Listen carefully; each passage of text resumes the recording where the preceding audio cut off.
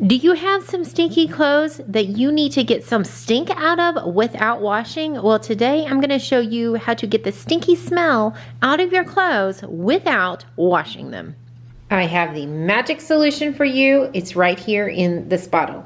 Now, this is so easy, you guys. All you're going to need is a spray bottle and some white distilled vinegar. Now, why white distilled vinegar? Because when you spray this onto your clothes, it's going to kill 98% of that bad bacteria. And that is usually what is causing all of those nasty odors. Now, if you don't like the scent of vinegar, go ahead and add a couple drops of essential oils of your choice. Today, I'm going to be using pink grapefruit.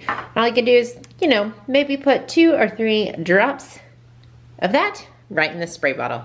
Now, we've all been here before. You got your outfit picked out for the day and you need a jacket because it's just a little chilly out. It might be between spring or in the fall, just weather's all over the place. You go ahead and get your jacket and it just has that odor, that smell that you just do not like, and you can't wear it and you don't have time to wash it. Well, go ahead, get your vinegar spray. You're just going to spray it on.